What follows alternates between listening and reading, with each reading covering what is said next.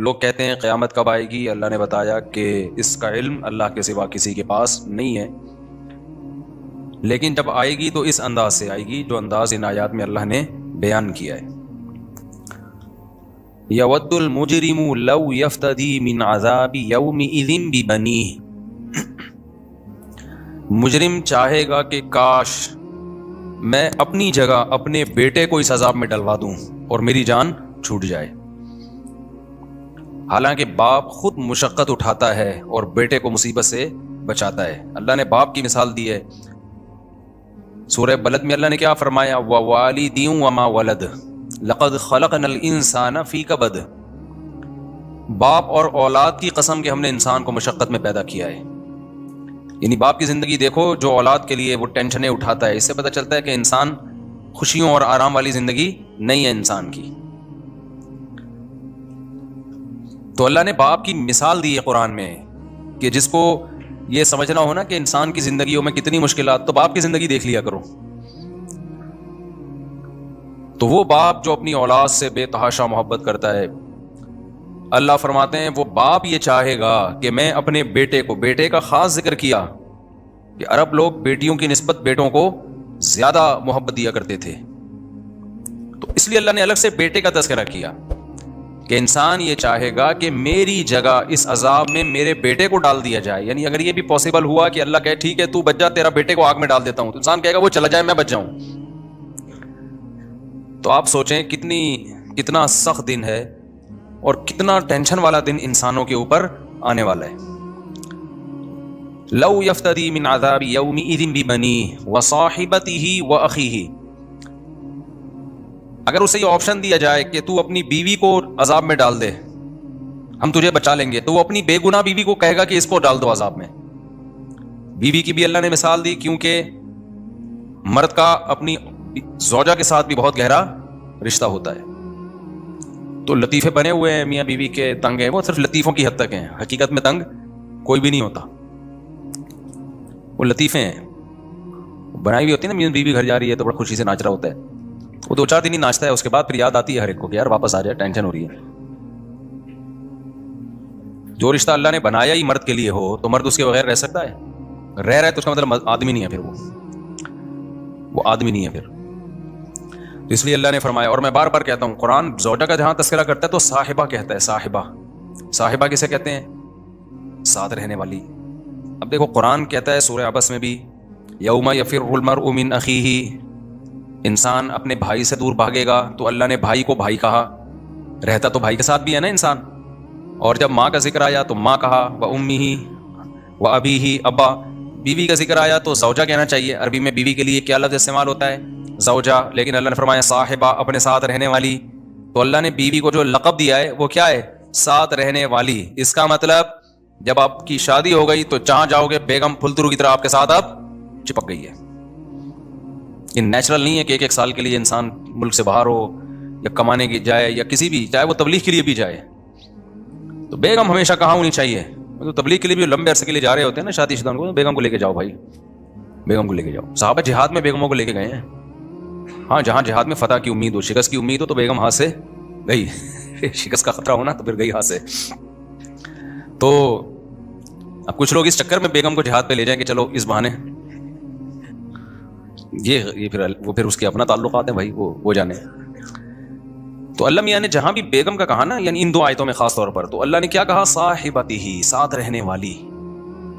اور جن کو اللہ نے وسائل دی ہیں، وسائل نہیں اپنے ساتھ لے جا سکتے ایک الگ بات ہے، لیکن وسائل دی ہیں تو ہمیشہ اپنی بیگم کو اپنے ساتھ رکھو، جان نہ چھڑاؤ۔ غیر خاندانی ہونے کی دلیل ہے کہ جان چھڑاؤ اس مصیبت سے، یہ رکاوٹ بنے گی عیاشیوں میں، نہ بھائی نہ، اللہ نے آپ کو عیاشی کے لیے بیگم ہی دی ہے، اس کو اپنا سمجھو، بولو بھائی اللہ نے میرے لیے اس کو پیدا کیا ہے، میرے پاس اس کے علاوہ آپشن نہیں ہے، میرے پاس ہے اس کے علاوہ 4 ہیں، یعنی وہ بھی اللہ کے دیے ہوئے، تو آپ بھی وہ والا ہوتا ہے، یعنی بیوی کے علاوہ کوئی آپشن نہیں ہے۔ تو آگے اللہ نے فرمایا وصاحبتہ واخیہ، اپنے بھائی سے بھی دور بھاگے گا۔ میں سوچتا ہوں قیامت کے دن انگریز کس سے دور بھاگے گا؟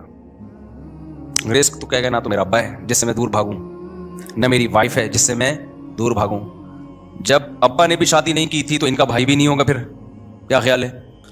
تو گورا کہے گا کہ میں بھاگ کے بھی کہاں جاؤں, یہ بھی خاندانی لوگ ہیں جو ایک دوسرے کو سے انکار کر رہے ہوں گے. اس سے پتہ چلتا ہے کہ یہ تو بالکل ہی نیچرل نہیں ہے رشتہ داری نہ ہونا, یہ تو نیچر سے 100% بغاوت ہے.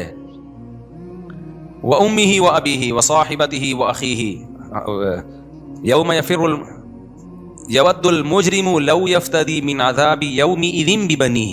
مجرم چاہے گا بیٹے کو آگ میں ڈال دو مجھے بچا لو. وَصَاحِبَتِهِ وَأَخِيهِ, بیوی کو آگ میں ڈال دو مجھے بچا لو. وَأَخِيهِ, بھائی کو آگ میں ڈال دو مجھے بچا لو. وَفَصِيلَتِهِ الَّتِي تُؤْوِيهِ, میرا وہ خاندان جس نے مجھے دنیا میں ٹھکانہ دیا. کتنا بڑا احسان ہوتا ہے نا آپ کے خاندان کا, آپ کو شیلٹر آپ کی فیملی نے دیا ہوتا ہے. تو کہے گا میرے خاندان کو ڈال دو جس نے مجھے دنیا میں ٹھکانہ دیا, آگ میں ڈالنا ہے اس کو ڈال دو, مجھے بچا لو اس آگ سے. وَفَصِيلَتِهِ الَّتِي تُؤْوِيهِ وَمَنْ فِي الْأَرْضِ جَمِيعًا ثُمَّ يُنْجِي, وہ کہے گا پوری دنیا کو آگ میں ڈال دو بھائی. جن کے ترانے پڑتا تھا نا, دوست احباب, باپ ماں بھائی بہن اولاد, ساری دنیا خدا کے لیے, ساری دنیا کو میرے بدلے میں آگ میں ڈال دو, مجھے اس آگ میں مت ڈالو. کیسا دن ہوگا؟ اللہ کیا فرماتے ہیں, کلا, ہرگز ایسا نہیں ہو سکتا. قرآن کا جو کلا ہے نا یہ بہت جاندار ہوتا ہے. عربی میں ایک لفظ استعمال ہوتا ہے لا, جسے انگلش میں ہم کہتے ہیں نو. کلا کا مطلب نو نہیں ہے, کلا کا مطلب اٹ ازنٹ پاسبل, یہ پاسبل بلکہ اس سے بھی زیادہ پاورفل لفظ ہے یہ, ہرگز نہیں. اٹ ازنٹ پاسبل کا مطلب تو یہ کہ ممکن نہیں ہے نا, ممکن نہیں سے اوپر کا جملہ ہے ہرگز نہیں. کلا, یہ ناممکن ہے. جرم تو نے کیا اور میں تیرے بدلے میں تیری بیوی کو آگ میں ڈال دوں, تیرے بدلے میں تیرے باپ کو آگ میں ڈال دوں, تیری ماں کو آگ میں ڈال دوں. اللہ فرماتے ہیں کلا, ہرگز ایسا نہیں ہے. انہا لوا, جس آگ میں اب میں تجھے ڈالنے والا ہوں وہ بھڑکتی ہوئی آگ ہے, انگارے والی آگ ہے. نزاعۃ للشوا, نازع عربی میں کہتے ہیں کھینچنے والا. آپ نے 30ویں پارے میں پڑھا نا, والنازعات غرقا, وہ فرشتے جو نافرمان کی روح قبض کرتے ہیں جسم میں گھس کے کھینچتے ہیں, وہ نزع عربی میں کھینچنے کو بولتے ہیں. کہتے ہیں نزع کا وقت ہے, کیا مطلب روح کھینچ رہی ہے. تو نزع کہتے ہیں مبالغہ. انگلش میں ہوتا ہے نا کمپیریٹیو ڈگری اور ایک سپرلیٹو, تو عربی میں بھی اسی طرح استعمال ہوتا ہے. نزاعۃ للشوا, اللہ فرماتے ہیں کھال کو ادھیڑنے والی, ایسی آگ ہے جو تیری کھال کو ادھیڑ کر رکھ دے گی. نزاعۃ للشوا تدعو من ادبر وتولى, اللہ فرماتے ہیں یہ آگ ہر اس شخص کو دعوت دے گی جس نے اللہ کے حکام سے پیٹھ پھیری, اور جب اللہ کی آیتیں اس کو سنائی جاتی تھیں تو وہ اپنی پشت کو پھیر لیا کرتا تھا. تو میں وہ آیت کو سمیٹ دوں جلدی سے, جس آیت کو میں لے کے چلا تھا. تو اللہ میاں نے کیا فرمایا کہ اپنے بھائی سے, اپنی بیوی سے, اپنی اولادوں سے دور بھاگے گا. لو یفتری من عذاب یومئذ ببنی وصاحبتی واخی وفصیلته التي تؤوی ومن فی الارض جميعا ثم ينجیہ کلا انها لظى نزاعۃ للشوا تدعو من ادبر وتولى. اللہ فرماتے ہیں یہ جہنم ہر اس شخص کو بلائے گی جس نے اللہ کی بات سے اعراض کیا. یہ پتہ نہیں اس ٹاپک چینج کس ٹائم پہ ہوا ہے, بیان لوگ سن رہے ہوتے ہیں, نیچے بڑے کمنٹس کر رہے ہوتے ہیں, وہ سب آپ ایک ٹاپک پہ ٹکتے نہیں ہو. ہمارے تو ریلیٹو نے امریکہ سے فون کر کے مجھے ڈانٹ لگائی ہے کہ یار تمہارا بیان آیت کون سے شروع ہوتی ہے, بیچ میں کدھر کو چلے جاتے ہو تم. تو میں نے الزام کیا تھا میں ادھر ادھر جاؤں گا نہیں, لیکن میں بھول گیا میں ادھر گیا کیسے, کہاں سے میں نے ٹرن مارا تھا. تو وہ جی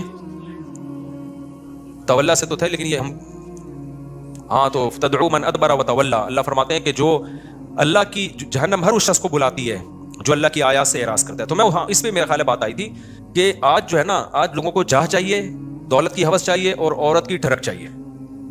یہ تین چیزیں جہاں ملے گی بھاگا بھاگا جائے گا. تو اللہ کہتے ہیں جب اس کو اللہ کی آیات سنائی جاتی ہیں کہ تو کیوں پیدا ہوا, تیرا دنیا میں لانے کا مقصد کیا تھا, تو ان چیزوں میں اس کو دلچسپی نہیں ہے. حالانکہ اللہ نے پیدا اس کے لیے کیا ہے بھائی. تو آپ وہ چیزیں بھول گئے جس کے لیے پیدا ہوئے اور ان چیزوں میں لگ گئے جس کے لیے آپ اور میں پیدا نہیں ہوئے. اللہ تعالیٰ سمجھنے کے عمل کی توفیق عطا فرمائے.